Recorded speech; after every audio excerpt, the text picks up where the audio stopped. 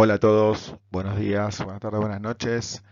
Voy a realizar la presentación que nos quedó trunca del jueves pasados en la tercera clase del programa gerencial de transformación, de transformación digital. El tema que estábamos tocando inicialmente era metodologías, herramientas, luego de la revisión de quién es nuestro cliente, ¿no? Y cómo abordar a él y poder realizar a través de las herramientas como compartimos del mapa de empatía y un poquito de design thinking, empezar a pensar, digamos, realmente cuál es nuestro cliente, cuáles son sus dolores y a partir de ahí poder lograr satisfacer una demanda puntual para lograr un producto o servicio diferenciador y único, ¿sí? Pero esto a veces no es tan sencillo, entonces necesitamos metodologías y herramientas para poder lograrlo. Y surge naturalmente la idea de ser innovador, de hacer cosas diferentes y distintas. Y para eso, digamos, ya existen metodologías y procesos creativos, con lo cual acá la idea era poder hacer un raconto un poco rápido de cómo empezar a tener disparadores, ¿no? O sea, sobre todo para aquellas empresas más pequeñas o medianas en los cuales quizás las posibilidades de que grandes consultoras nos vengan a dar una mano es más complejo, o contratar servicios externos también por tiempo, esfuerzos o dinero. La idea es ver con digamos, poca inversión, encontrar técnicas y herramientas que funcionan o han funcionado en otro tipo de industrias, llevarlas adelante de un modo creativo para lograr resultados positivos, ¿sí? Entonces, como primer punto, entender que el proceso de innovar, ¿sí? Tiene ciertos pasos o ciertos lineamientos que son genéricos para todos. Y también entendiendo que en esto de innovar, uno tiene que tener la particularidad de saber de que ciertas cosas no van a salir del todo bien, que ciertas cosas se van a tener que probar, mejorar, volver a lanzar y a veces como darse cuenta temprano de que esto no funciona y tirar a la basura y empezar otra cosa de vuelta, ¿sí? Entonces, como primer paso, y muy relacionado a esto de saber cuál es nuestro cliente y cuál es el dolor, es identificar una oportunidad, necesidad o problema, ¿sí? El punto es que si no sabemos cuál es nuestro cliente, va a ser complejo poder ya comenzar con el pie derecho por el punto uno, ¿sí? Entonces la identificación de la oportunidad y la necesidad pasa a ser realmente clave para esto. Em, el segundo punto es la generación de ideas y acá es donde nos estamos parando un poquito en esta primera parte de la presentación, ¿sí? En cómo generamos nuevas ideas a través de lo que venimos haciendo siempre, ¿sí? O sea, de qué modo podemos cambiar un poco el camino, ese mindset, aunque sea por un rato, para ser un poco más creativos. Así que les voy a comentar un par de, mm, de métodos, de metodologías, de frameworks de trabajo que colaborarán con esto. Y después tener claro que hay que desarrollar un concepto, ¿sí? O sea, de qué es lo que estamos ofreciendo a nivel producto y servicio, desarrollar ese producto o servicio finalmente, ¿no? Primero, digamos, la visión en el punto 3 es hacerlo como a nivel arquitectura, a nivel papel, a nivel idea. Y el desarrollo del producto ya es un proyecto per se, ¿sí? Que veremos cómo lo encaramos después, pero básicamente nosotros tenemos que tener en algún momento un producto o servicio funcionando, ¿sí? Esto pasará por un proceso de pruebas y validación, ¿sí? De lo tiro al mercado, se prueba, vuelve, sale bien, sale mal, lo testeo, ¿sí? Etcétera, etcétera. Y hasta que logro generar un producto lo suficientemente aceptable por una masa crítica de clientes o de usuarios que a mí me permite, digamos, tener una recepción, un feedback positivo de todo este grupo para poder continuar haciéndoles mejoras en el corto y mediano plazo. Finalmente esto me va a habilitar a mí el lanzamiento, ¿sí? Y lo más importante que es la comercialización. Entonces, entre el punto uno y el final del 6 nosotros tenemos que dimensionar claramente cuál es el periodo de tiempo que esto nos va a llevar, dado que a veces no van a ingresar divisas o dinero hasta que el producto se empiece a comercializar en masa, ¿sí? Entonces, todo el proceso previo, fíjense que hay que acotarlo bastante en el tiempo para que no sea eterno y no nos genere demasiadas pérdidas, ¿sí? Eh, esto hay que verlo como una inversión, pero en algún punto, digamos, uno invierte, invierte, invierte, invierte, pero si no, después no empieza a recuperar de un modo determinado, o sea, en algún momento tiene que cortar este proceso. Comentamos también de que en general la gente no quiere comprar una agujereadora de 6 milímetros, quiere un agujero, es lo que necesita, es lo que precisa, ¿sí? O sea, en realidad tiene una necesidad puntual para colgar un cuadro o algo en especial, ¿sí? Pero la, mm, el 90% del tiempo que va a llevar esa maquinaria para una persona hogareña en general va a estar guardado en un armario, ¿sí? No va a tener un uso intensivo. Entonces, entender cuál es la necesidad puntual de la persona. Después estará en la viveza del vendedor venderle uno u otro producto, pero la necesidad de la persona es poder, con alguna herramienta sencilla, poder realizar lo que fue a buscar. Comentamos rápidamente también, ¿sí?, que cuando identificamos necesidades a veces son las necesidades propias, y de hecho los logos de las empresas que están ahí han surgido por necesidades puntuales de sus creadores, ¿sí? Recordarán, digamos, cómo surge Facebook, en la película seguro que hemos visto la mayoría, como un desafío universitario, e inclusive también Google nace con ese aspecto, Airbnb por personas cansadas con los hoteles, ¿sí?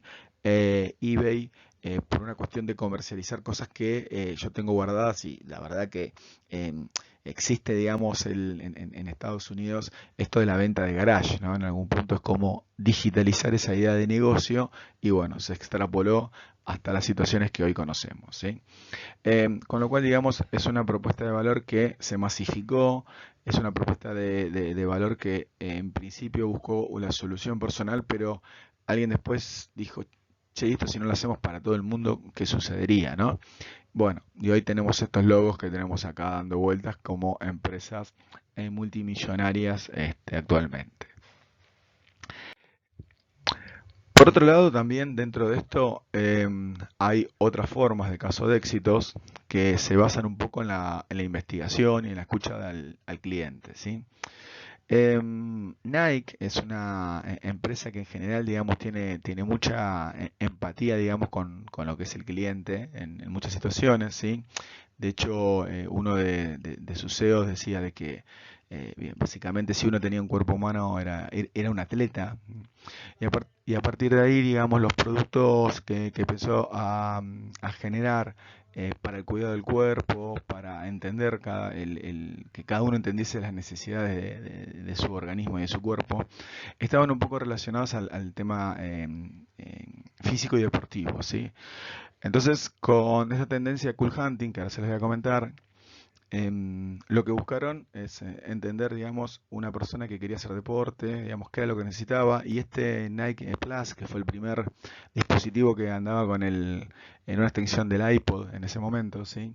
Servía para entender cuál era la necesidad de movilidad que tenía la persona, ¿sí? Hoy, digamos, ya hace unos 4 o 5 años empezaron a aparecer las pulseras más inteligentes, ¿sí?, que nos dan muchas más informaciones que ese dispositivo original, pero básicamente, digamos, estaban utilizando, digamos, técnicas de investigación y escucha al cliente de qué era lo que necesitaba, ¿sí? Coca-Cola, como gran empresa también de marketing en esto, digamos, generadora de nuevas diferencias en sus productos, sus buques insignias, ¿sí? Utiliza mucho el tema de los focus group para entender a través de ciertas preguntas, ¿sí?, y determinadas situaciones que se presentan en esos escenarios de focus group, ¿sí?, cómo reaccionarían las personas ante un evento determinado, un evento obviamente de compra, ¿sí? Las encuestas en esos focus group están orientadas para poder sacar ciertas conclusiones que me permitan poder ofrecer un producto o un servicio totalmente diferenciado, ¿sí? Otra forma también de poder identificar una necesidad es cuando quizás, y es lo más lindo, ¿no?, lo más rico, cuando nosotros generamos una necesidad que antes no existía, ¿sí? Por ejemplo, siempre me gusta hablar del caso del iPad, ¿sí? Cuando surge el iPad, ¿sí? En realidad es un producto que todos podemos vivir sin el iPad, pero cuando salió al mercado era un producto que no era una notebook, que no era un teléfono celular, pero era algo intermedio que realmente sonaba como que era liviano, era sencillo de usar, era touch, todo el mundo lo podía usar, inclusive las personas que tenían alguna dificultad con la tecnología por aprendizaje, ¿sí? Y el iPad empezó a ser, digamos, uno de los primeros vínculos de conexión con los adultos mayores, ¿sí? Porque podían agrandar la letra, porque se veía bien, se escuchaba, no necesitaban andar sentándose en algún lugar, lo podían llevar a la cama fácilmente, no les pesaba, ¿sí? Con lo cual, digamos, fue en la mayoría de los adultos mayores una herramienta de iniciación en la era digital, ¿sí? Em, y acá, digamos, uno de los más interesantes es el producto, el Oculus Rift, ¿sí? Que les voy a compartir un video después en la parte de aportaciones para que vean esta diferenciación particular, ¿no? de productos en los cuales la realidad virtual hace, digamos, como salirnos un momento de la realidad real, valga la redundancia, ¿sí? Para aquellos que siguen Black Mirror, hay unos capítulos de las últimas temporadas específicamente referidos a estos, em, que obviamente para el que no conoce la tecnología puede sonar medio raro, ¿no? Pero para el que la conoce también puede sonar medio raro. Así que también se lo dejo si no lo vieron para que lo puedan visualizar. Hablé en lo de Gino Tubaru, ¿sí? Y Atomic Lab con el tema de las impresoras 3D y la posibilidad de hacer prótesis para chicos, ¿sí? Voy a tratar de compartirles algo para eso, para que vean lo que se está haciendo en esta instancia, porque creo que es un buen punto para ver, y esto relacionado a unas clases que vimos las semanas pasadas, con la sensación de tener abundancia de un montón de cosas, ¿sí? Y cómo la tecnología podría empezar a suplantar un montón de otras cosas que de otro modo serían casi imposibles. En este caso, la tecnología apalancándose en impresoras 3D genera un producto que quizás por situaciones socioeconómicas, por precio, por mercado, por ignorancia también, porque el Estado no llega a donde tiene que llegar, em, una persona, una familia con un niño, digamos, con una mano amputada por accidente o por unas cuestiones naturales, se puede solucionar tocando el timbre y enviándole una prótesis. Realmente increíble. Les compartiré eso porque realmente es muy emocionante también. Em, Comenté algo de Cool Hunting, sí, también, o sea, es un proceso de fases, observar, detectar, analizar, realizar un informe y tener un plan de acción, sí, y cada una de las instancias también tienen, digamos, algún punto para ver de cómo recopilar información, sí. Fíjense que se habla de internet, se habla de mercados, hay fuentes de información fidedignas, también pueden existir que la fuente de información en esta instancia sea un focus group, ¿sí? O sea, no necesariamente es como que una inhabilita a la otra. Uno puede tener un compendio de fuentes de información y de definirla de cómo llegar al mismo punto, ¿sí? Em, Luego de esto, obviamente, es como que hay que empezar a converger y clasificar ese análisis y entender, digamos, em, si toda la información que yo estoy recabando tiene algún tipo de cosas en común, esto de encontrar patrones, ¿sí? Encontrar y empezar a formar, digamos, lo que es mi consumidor o mi cliente o al que yo quiero, digamos, seducir con mi producto, ¿sí? Y también poder identificar dentro de ese grupo, ¿sí? A cuáles pueden ser los usuarios más líderes, los usuarios que le ponen más pasión al uso de mi producto y servicio, ¿sí? Los que pueden llegar a generar una tendencia porque son los primeros en utilizarlo, y después a todos los demás, ¿no es cierto? Bien. Esto va a terminar generando un reporte, un informe que obviamente para poder generar un proyecto después, alguien que tiene que tomar la decisión de hacerlo o de no hacerlo, pero si eventualmente llega, digamos, a ejecutarse el proyecto y el producto entra al mercado, se va a tener que no solo ejecutar y producir, sino medir.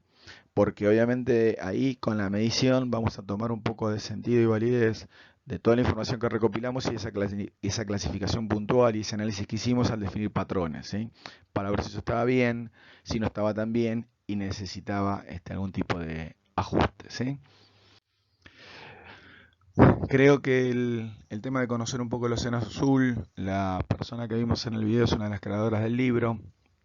Em, habla muy bien de encontrar el producto o servicio donde antes nadie lo vio, ¿sí? En algún punto intenta poner el foco en el mercado, en lo que está necesitando el mercado, o de descubrir o leer e interpretar cuáles son las necesidades del mercado que no están satisfechas, ¿sí? Em, entonces, es un esfuerzo importante porque hay que empezar a ver lo que nadie ve, ¿sí? Hay que empezar a entender y a leer comportamientos de algún modo diferente. Y acá es quizás donde el pensamiento lateral nos puede ayudar, o la revisión de personas de otra industria en la propia también nos ayudan a ver ciertas cosas que de otro modo no veríamos, ¿sí? Em, el gran desafío es poder crear nuevos mercados. Si uno crea un nuevo mercado, se convierte automáticamente en líder, ¿sí? Amo y señor de ese espacio, donde no va a haber competencia hasta que aparezca algún otro. Pero la verdad que la posibilidad de crear esto pasa a ser algo genial. Vimos dos pequeños ejemplos, el de Cirque du Soleil y el de Wii, pero hay muchos más también.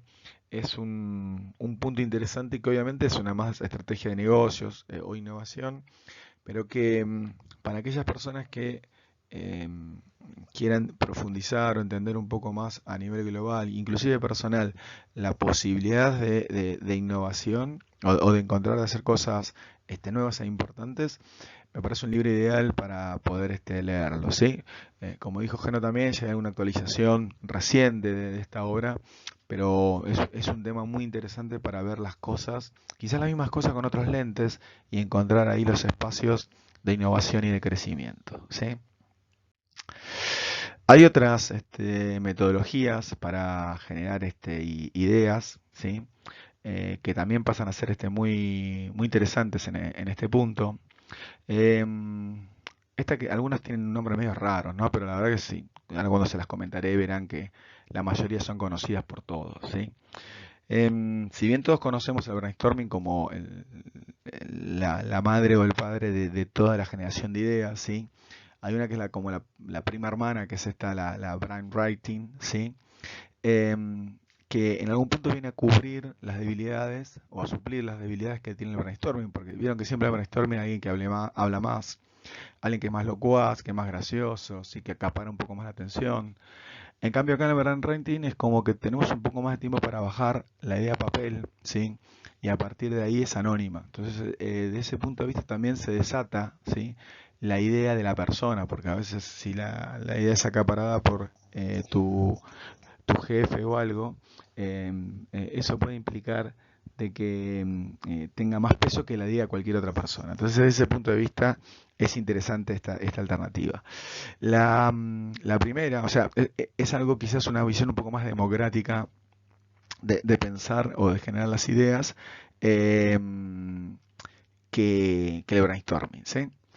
Em, la primera, ¿sí? Que seguramente muchos de nosotros hemos leído el libro de Kipling, el libro de la selva, ¿sí? Em, Él hablaba en ese libro de que tenía seis honestos sirvientes, ¿sí? Em, y que ellos fueron los que le enseñaron todo lo que él sabía o todo lo que él hacía en general, ¿sí? Eran qué, dónde, cuándo, cómo, por qué y quién, ¿sí? Y a partir de eso, con esa simpleza, digamos, podía resolver cualquier problema o inconveniente que tenía, ¿sí? Entonces, en realidad, cuando se disponía a pensar o a escribir un nuevo cuento o poema, ¿sí? Se hacía siempre esas preguntas, ¿no? Por ejemplo, ¿qué ocurre al comienzo de la historia? ¿Qué ocurre al final? ¿Dónde transcurre la acción? ¿Cuándo transcurre la acción? ¿Cómo se llama el protagonista? ¿Cómo es el protagonista? ¿Por qué hay uno que se pelea con el otro? ¿Sí? ¿Quién ayuda al protagonista? ¿Quién es en realidad, ¿sí? El enemigo? ¿Mm? Entonces, es como que inclusive está la técnica, digamos, para desafiar, sobre todo cuando uno va a tomar una idea ya fortalecida por el grupo o por una persona, desafiarla con los cinco por qué, ¿sí? O sea, no solo preguntar las 5 W, sí, porque obviamente esto está en inglés, sino también existe, digamos, esta de los 5 por qué. ¿Por qué se hace tal cosa? Y de vuelta, ¿y por qué tal? ¿Y por qué de vuelta? Entonces, eso va fortaleciendo o no, digamos, la idea o actitud, ¿sí? La otra es la Scamper, ¿sí? Una técnica que la verdad que es muy interesante, porque en realidad, fíjense que son 7 letras, ¿sí? Pero en realidad son 7 conceptos. Básicamente, em, todo ronda, digamos, en entender cada una de estas letras a qué significa, ¿no? Si las ponemos en castellano para entenderlo un poco mejor, sería sustituir, combinar, adaptar, modificar, eh, poner a hacer en otros usos, ¿no? El put, ¿sí? Poner a hacer de otro modo, eliminar y reordenar. ¿Qué significa esto? Que cuando yo tengo un producto ya andando en el mercado, un servicio que quiero modificar, el punto acá es decir, bueno, yo esto lo puedo sustituir, puedo eliminar una parte, puedo realizar algún cambio, o sea, ¿de qué modo yo lo puedo hacer mejor? ¿Sí? ¿Cómo puedo combinar una parte de mi producto y servicio con otra cosa? ¿Cómo puedo adaptar algo de otra industria en esta para hacerlo diferenciador? ¿Sí? Entonces, eso empieza a generar, digamos, todas nuevas ideas y nuevas formas de hacer las cosas que la venimos haciendo hasta ahora, totalmente diferentes, y pasa a ser realmente disruptivo cómo hacerlo, ¿sí? Em, TRIS, sí, es un acrónimo ruso que se piensa o se pensó para resolver problemas de inventiva, ¿no? Obviamente de lo que estamos hablando acá. Es una teoría que incluye una metodología muy práctica, herramientas y conocimiento, base de conocimientos, ¿no? Y una tecnología basada en modelos abstractos para generar nuevas ideas y soluciones para poder resolver el problema que se plantea, ¿sí? Esta es muy interesante también porque está alineada a lo que decíamos antes, ¿no? Traer ideas de otra industria a la nuestra. Entonces, em, la forma de ejecución o la forma del dinamismo que tiene esta técnica dice que los problemas y las soluciones se repiten en todas las industrias y las ciencias, o sea que todos tenemos problemas, ¿sí? En nuestro día a día. Los patrones de evolución tecnológica también se repiten en todas las industrias y las ciencias. Cómo van creciendo cada industrias apalancadas en la tecnología. Algunas más, algunas menos, pero existe algún patrón. Y las innovaciones se basan en el uso de conocimiento científico fuera del ámbito que se han desarrollado. Entonces, si yo encuentro algo que ha funcionado en una industria y la tiro en otra, digamos, me tiene que generar algún choque disruptivo que yo pueda sacar un valor agregado de ahí, ¿sí? Por último, el método Disney, que es un método sencillo que consiste en 3 pasos muy básicos, en tener, digamos, aspectos de soñador, realista y crítico, y en base a eso poder desarrollar algo coherente, ¿sí? A Disney más no le fue, con lo cual digamos es una forma de trabajo muy probada y muy realista, pero obviamente cada idea o cada proyecto o cada cosa que nos imaginemos debería pasar por esos 3 estadios, ¿no? Y una vez que pasa por esos 3 estadios, que podría volver tranquilamente al primero, es un proyecto bastante maduro, o mejor dicho, una idea bastante madura para poder llevarla adelante, ¿sí?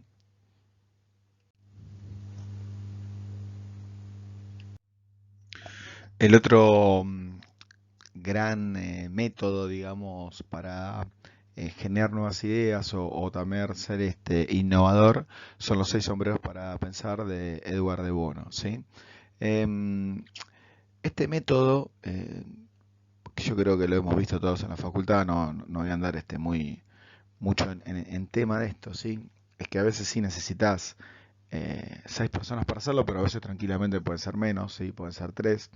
Pero está bueno porque es como que eh, nos hace cambiar de posición ante una nueva idea, ¿no? Si yo soy el que la llevo, obviamente soy el que va a tener más ganas que suceda, que se haga, etcétera. Pero si me cambio el sombrero, la debería ver de modo crítico. Entonces, recordemos básicamente que el blanco es el pensamiento más neutro, ¿sí?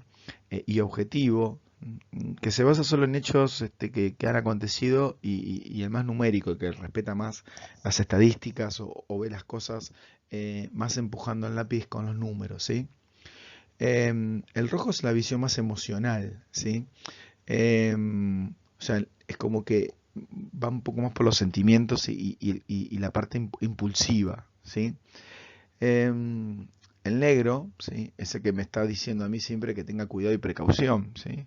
Podría ser aquel que me diga, tenés que respetar la regulación, tenés que respetar las políticas de venta, en fin. O sea, aquel que me pone quizás en un marco un poco más restrictivo, generalmente, ¿sí?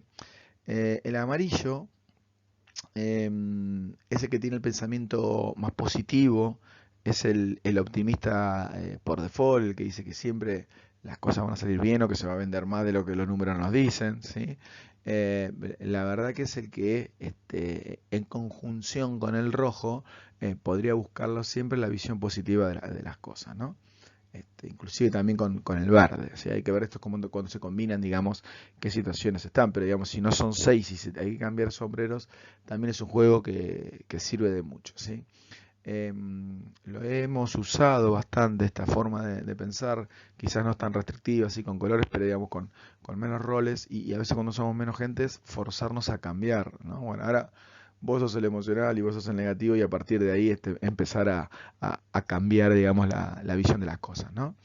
El verde, para hacer un raconto de todos, es el más creativo quizás y el que va a generarme nuevas ideas, por eso digo, quizás los mejores amigos que tenga son el amarillo y el rojo, mientras que el negro, el mejor amigo que tenga es el azul, que busca la calma y la organización, ¿sí?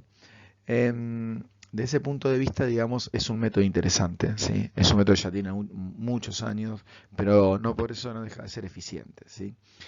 Creo que eh, estos roles más dispositivos, como el amarillo o el verde, podrían ser también orientados a lo más tecnológico, ¿no? Lo que traen la idea más nueva y más disruptiva para meter, ¿sí? Entonces, es muy probable que ustedes en una mesa hoy de decisión, luego de terminar este curso gerencial, puedan tomar el rol de verde, ¿sí? O el rol de amarillo o de rojo, ¿sí? Más que cualquiera de los otros tres. Pero en algún momento también planteada la idea, ¿sí? Está bueno que se pongan el otro sombrero, aunque sea en solitario o en silencio, para poder entender, digamos, cuál es la implicancia, cómo se ven estas cosas de otro modo, ¿sí? Hay un montón de herramientas que podemos utilizar para el caso, no me quiero profundizar en esto porque, digamos, para la parte creativa, digamos, no es un curso de innovación pero sí es entender, digamos, que uno tiene que pensar las cosas un poco diferente porque está siendo muy disruptivo al meter una tecnología nueva que nadie conoce y que posiblemente genere un impacto en el trabajo de las personas, ¿sí? No, no posiblemente, seguramente va a generar un impacto en el modo de trabajo de las personas. Con lo cual, digamos, hay que buscar el modo de que esto sea realmente ameno y llevadero para poder realizarlo, ¿sí? Entonces, ¿cómo, digamos, se puede valorar, ¿no? una idea en esta instancia? Em, Interesante entender acá sería, bueno, ¿cuándo surge una idea o de qué modo, ¿no? Bueno, a veces por una urgencia, ¿sí? ¿Cuál es la verdadera urgencia de los usuarios? Por ejemplo, en las fechas de comerciales, las fechas comerciales me refiero, por ejemplo, a la fiesta de fin de año, Día del Niño, ¿sí? Día de la Madre, Día del Padre, ¿sí? Son fechas que son fijas, con lo cual, digamos, hay una urgencia para que el producto o servicio salga en ese momento, ¿sí? No en otro, no puede salir. No puedo sacar algo yo para Navidad el 27 de diciembre, ¿sí? Porque ya pasó, ya es viejo, tengo que hacer mis políticas de venta y de producción para fortalecer ese día, ¿no? y ese momento. Es como cuando inauguran un juego olímpico o un mundial de fútbol, ¿sí? Se inaugura ese día, no otro. Entonces, cualquier otra cosa que no se llegue para hacer es un problema. Entonces, hay una urgencia natural por esa situación. Una urgencia por el cumplimiento del cronograma, digámoslo así, no por algo como puede ser algo regulatorio, que lo urgente es mañana, ¿sí? Y bueno, yo estoy grabando esto un domingo y mañana lunes 2 de septiembre hay nuevas medidas económicas, con lo cual, digamos, hay una urgencia para que eso también esté operativo en los sistemas de todos los bancos, por ejemplo. El mercado, ¿sí? ¿Cuánta gente está buscando activamente tu producto o tu servicio? Bueno, esto también es muy importante, ¿no? Para entender, digamos, si la idea es buena o está formando el mercado, esto del océano azul, ¿sí? Profundidad. ¿Cómo de profunda es la necesidad que se resuelve? ¿Sí? ¿Estás cubriendo una necesidad en forma total o en forma parcial? ¿Sí? ¿Le estás dando lo que realmente quiere o es un placebo? ¿Mm? Em, ¿Estás realmente generando un océano azul? ¿Tu oferta es exclusiva o tienes competidores? ¿O eres el competidor o el tiburón de otra que ya existe? ¿Sí? La oferta puede perdurar en el tiempo, ¿sí? Acá me gusta ver, digamos, cuáles fueron los productos que durante mucho tiempo, digamos, fueron saliendo y ya no utilizamos, ¿no? Eh, no voy a hablar del Walkman porque seguramente muchos de ustedes ni siquiera lo usaron jamás en la vida, ¿sí? En- pero estaban tabletas digitalizadoras, inclusive las, no, calculadora científica, bueno, ya me acabo de olvidar ahora de qué era, que fue un producto que a muchos que participamos en lo que era el año 2000, los procesos, digamos, de testing y de prueba de los nuevos sistemas durante el I2K, siguieran funcionando, entonces te daban un presente, ¿no? Obviamente la mayoría de tecnología, cuando probamos eso, esto sucedió en Movicom en su momento, sí, empresa que ya no existe, pero les puse el logo en la primera clase, recordarán, y que recuerdo con mucho cariño. Nos habían regalado una Palm, ahí me acordé, ¿sí? Una Palm. Claro, para nosotros era la NASA, ¿no? Tener una Palm en ese momento era increíble con su lapicito que podíamos escribir cosas, etcétera, etcétera. Yo creo que nos duró la alegría 1 año, 2 años, porque los teléfonos empezaron a evolucionar de una manera que una locura tener un teléfono celular, aunque todavía eran momentos en donde el PT500 vivía, ¿no? El StarTAC era algo más de la NASA. Pero bueno, a lo que voy es que en esa instancia hay que entender también, digamos, cuánto dura la oferta del producto, ¿no? Ese producto que largamos en ese momento, cuánto vive. Entonces, acá hay dos conceptos que creo que son muy importantes tenerlos presentes, sobre todo para aquellos que no son de marketing, ¿sí? Hay que diferenciar claramente lo que es un plan de producto y un plan de negocio, ¿sí? Sería el qué y el cómo en algún punto. El plan de producto es básicamente entender qué es lo que yo quiero producir o hacer, sea un producto o sea un servicio, a través de poder encontrar e identificar correctamente cuál es el target, ¿sí? Eh, eh, Challengear el mercado para ver yo dónde me paro con un benchmark, ¿sí? Poder hacer una definición clara, planificar el proyecto, perdón, para que este producto, digamos, en forma Big Bang, en forma por etapas, vaya ganando mercado, ¿sí? ¿Y cuáles son sus necesidades y requisitos puntuales de mi producto para satisfacer la demanda de los clientes, ¿sí? Por otro lado, todo esto va a generar costos e inversiones, ¿sí? Y tiempos y competencia de recursos dentro de lo que es el plan organizacional general de una empresa, ¿sí? Entonces un plan de negocio lo que me permite a mí es blanquear, ¿sí? O ser más claro, ¿sí? En cuál va a ser mi modelo de negocio, cuál va a ser mi inversión inicial, cuál va a ser mi retorno de la inversión, cuál va a ser, cómo voy a colaborar yo a mis objetivos corporativos, ¿sí? Etcétera, etcétera. Entonces, hablo de un modo más financiero que marketinero, y de ese punto de vista yo me puedo financiar adentro o afuera de la empresa para poder hacerlo. Por eso me están pidiendo no solo un modelo de negocio de cómo va a ser, ¿sí? De cómo voy a generar yo el revenue una vez que esto está andando, sino un plan, ¿sí? Del negocio en sí, con este famoso business plan que tiene que incluir un cash flow, ¿sí? Indicadores financieros como el ROI, la BAN, ¿sí? El TIR, ¿sí? Cómo va a ser mi despliegue, ¿sí? Para poder realizar un proceso comercial o un proceso de marketing final, ¿sí? Eh, Planes tan importantes que son parte del plan de negocio, pero que en algún punto, digamos, son los que continúan en la vida del ciclo de vida de ese producto, ¿sí? Entonces, un plan de negocio puede ser una cosa de primera fase, pero después eso muta en planes comerciales o planes de marketing, ¿sí? Cosas más relacionadas a emprendedores, pero es bueno tenerlo presente porque quizás la disrupción que ustedes hacen implementando nuevas tecnologías mueve tanto las bases que digamos, se tenga que sustentar con datos, ¿sí? Y eso a veces no es tan sencillo.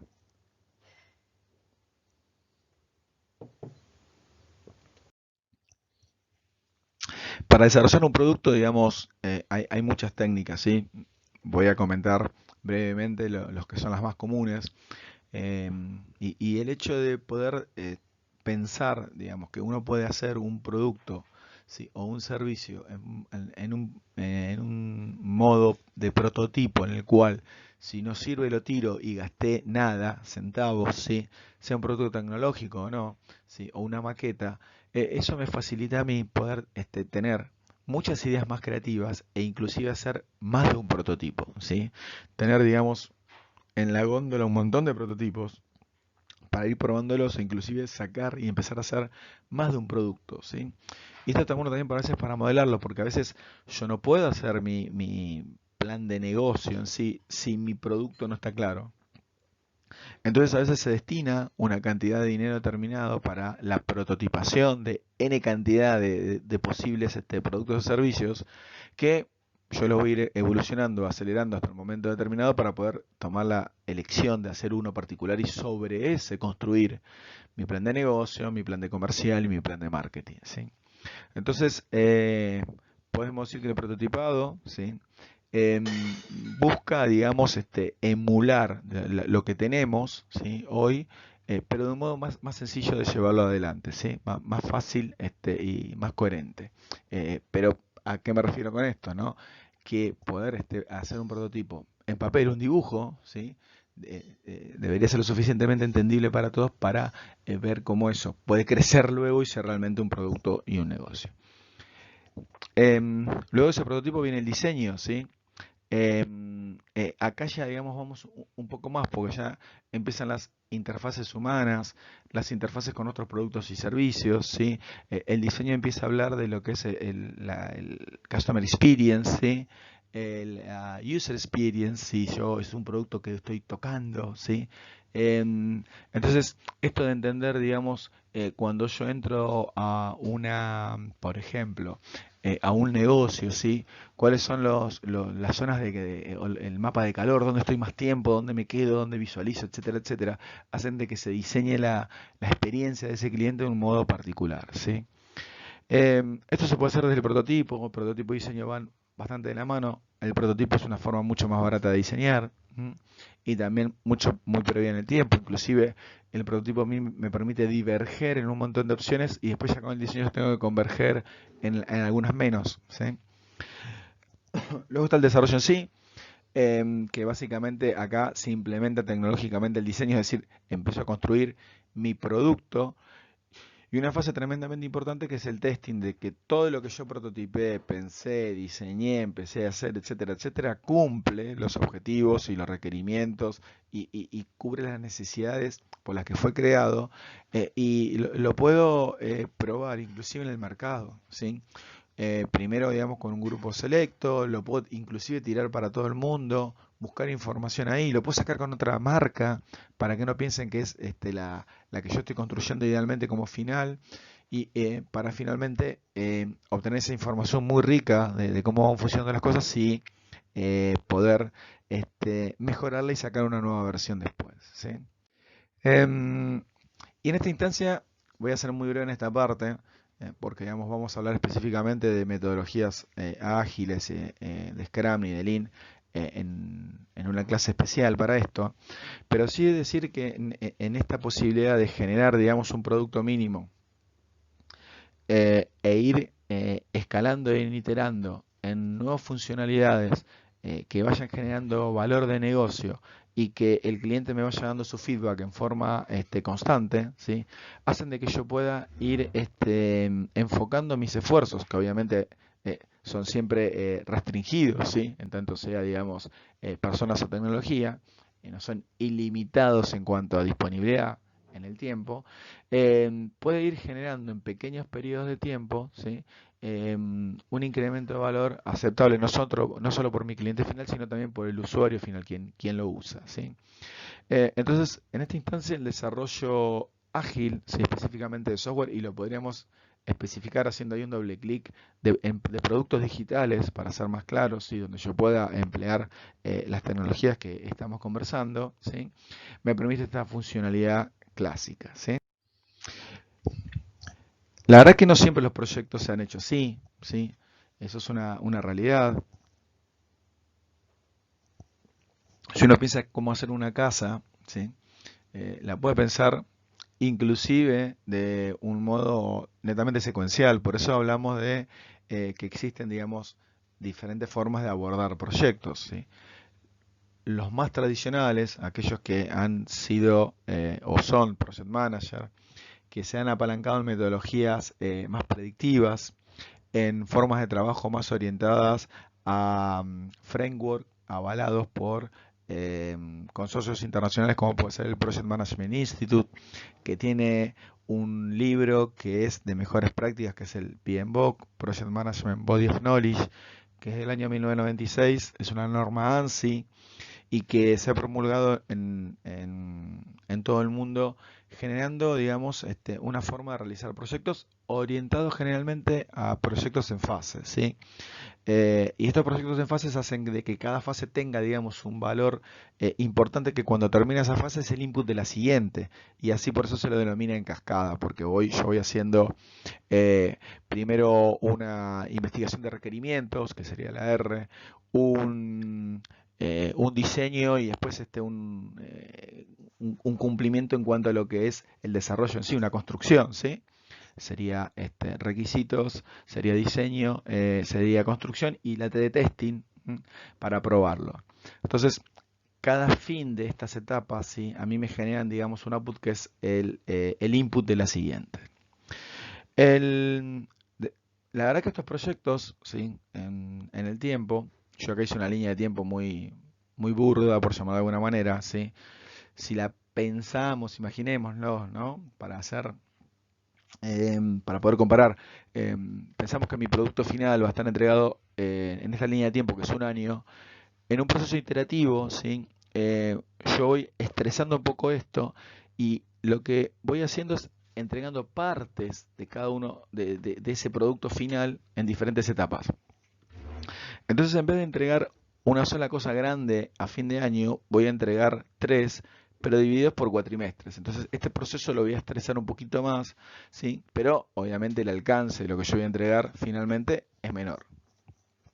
Entonces después, allá por el año 2000, algo bastante más cercano en el tiempo, empiezan a surgir las metodologías ágiles ya apalancadas en desarrollo de software, ¿sí? Eh, pero empiezan a hablar de algo que es iterativo e incremental. Entonces, si bien acá puede ser iterativo porque yo lo hago crecer, en el incremento, que es la parte de abajo, ¿sí? La última parte, yo voy agregando un incremento de valor en cada una de las implementaciones que yo haga.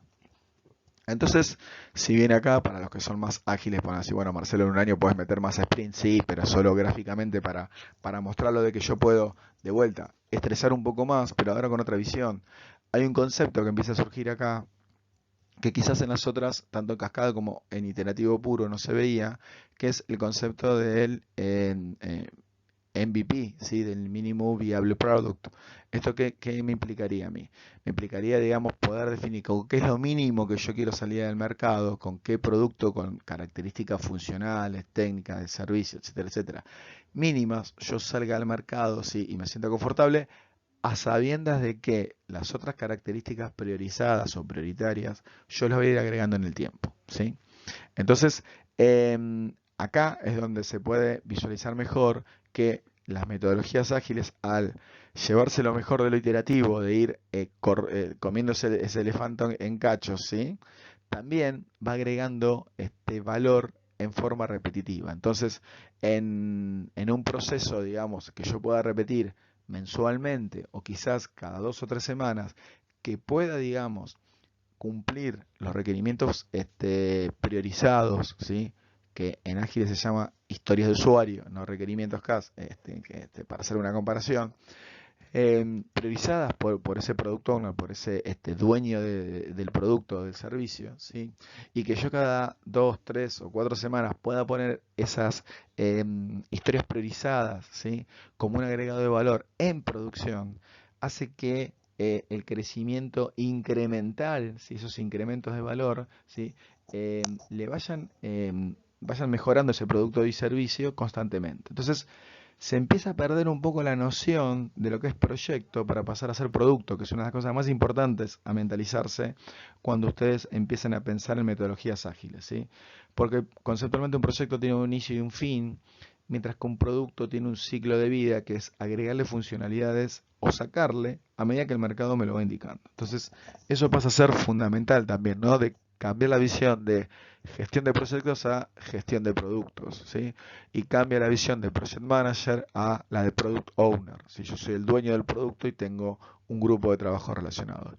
Pero no quiero dejar de comentarles, esta gráfica me parece muy interesante, de cuando uno habla de un producto mínimo viable, ¿sí? Si yo tengo en mi visión de lo que es el producto final, tener un Citroën, ¿sí? Eh, o un vehículo que me lleve de una parte a otra, por llamar de alguna manera, saquemos la marca para no ser específicos.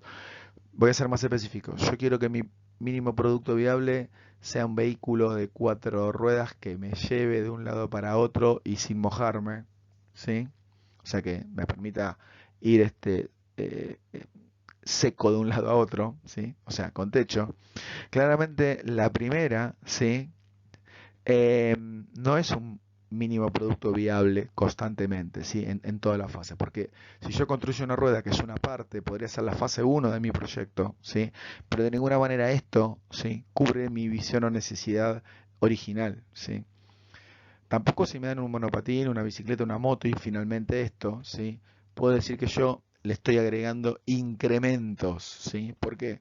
Porque yo a un monopatín, digo, ¿cómo lo transformo en una bici? Si le tengo que cambiar todas las ruedas, o sea, en vez de ir agregándole, es como que le estoy cambiando. Entonces es como que estoy cambiando sustancialmente el producto, ¿no? O sea, si quieren es un incremental a los golpes, pero no sería tan puro. En cambio la visión, que es un poco más sensata, es ya, digamos que mi primer mínimo value product, ¿sí? Es algo que tiene 4 ruedas, en la que yo me puedo transportar, en la que no me mojo, ¿sí? Y que voy a ir agregándole funcionalidades como la caja, como 4 personas, como otras cosas de confort o ruedas diferentes, ¿sí? Pero no pierde la esencia, ¿sí? De la primera versión del primer sprint o el primer MVP que yo generé hacia el final. Y lo puedo seguir generando nuevas funcionalidades sobre este último que está acá.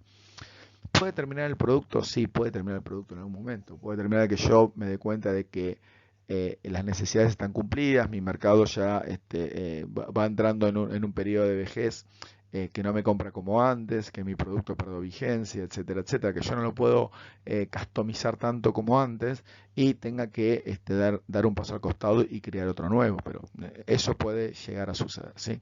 Lo veremos esto más en detalle en la clase específica que tenemos para esto, ¿sí?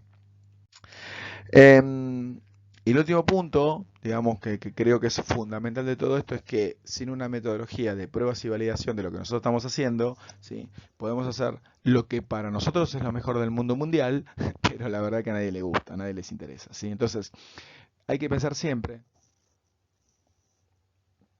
en un proceso de testing, de validación, de prueba y error, en donde no es el testing del código solamente, sino testear el producto y servicio en el mercado objetivo para ver si lo que realmente nosotros pensamos que cubriría esa necesidad, si la cubre, ¿sí?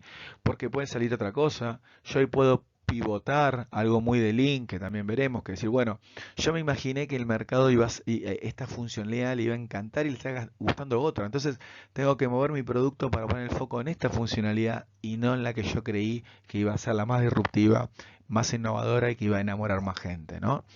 Entonces, de ese punto de vista, digamos, las técnicas de testing no son no son solo, mejor dicho, de desarrollo de software, sino también de validación final del producto. Hay una técnica que muchos la conocerán, ¿sí? Que creo que es una de las más interesantes para comentar, el A/B testing, ¿sí? En las cuales básicamente yo pongo en mi línea de producción, mejor dicho, en el mercado, no una versión del producto o servicio. Puedo poner 2 versiones diferentes con, ¿sí? características diferenciadas en las cuales, digamos, yo para el producto A, ¿sí? La funcionalidad uno es la más importante, pero para el producto B, que es primo hermano del otro, que es parecido, la funcionalidad principal es la 2, no es la uno. Entonces yo veo cuál de las dos, digamos, tiene más download del Apple Store, por ejemplo, cuál es, digamos, si fuese, digamos, una página web, cómo se navega una versión de la otra, con cuáles yo genero más like, con cuáles genero más ventas, que es de última lo que a mí más me interesa, ¿sí? Con cuáles genero más o menos comentarios positivos en las redes sociales, etcétera, etcétera, etcétera. Entonces yo estoy comparando dos productos que pueden ser sutilmente el mismo, pero obviamente hay un público al que yo estoy apuntando de una manera con mi URL y otro público, digamos, con otro set u otra forma, y puedo sacar esa información después, fusionarla o matar uno y dejar vivir al otro, etcétera, etcétera, ¿sí? Pero es muy interesante la del A/B testing, ¿sí? Y por último, diferenciar el plan de lanzamiento del plan de comercialización, ¿sí? Primero, entender que hay una estrategia a veces que a mí me permite, digamos, hacer un Big Bang o hacerlo en fases. Si yo estoy haciendo, y quizás fases para un proyecto o producto bajo metodologías ágiles es una mala palabra. Básicamente uno lanza un producto que se siente conforme porque es un MVP y después le voy a ir agregando funcionalidades, con lo cual, digamos, no son fases, sino son incrementos de valor de un producto ya existente, ¿sí? La forma de lanzamiento de eso también, de la primera vez, ¿sí? Hay que ver, digamos, bajo qué tipo de estrategias se realizan, ¿sí? Con qué plan de contenido, con qué plan de marketing, cómo es la parte de comunicación, de public relations, ¿sí? Las publicidades, cómo se manejan, ¿sí? Hoy hay todo un movimiento de influencers que antes no existía, hay redes sociales como Instagram que hace 5 años atrás nadie las conocía o no existían directamente. Entonces hay que ver qué público objetivo vamos a volcarlo para hacerlo, ¿sí? Esto siempre cuando pensándolo de cara hacia el cliente externo, pero cuando nosotros lo pensamos hacia el cliente interno, y que puede ser, digamos, algo como comentamos también, un RPA, ¿sí?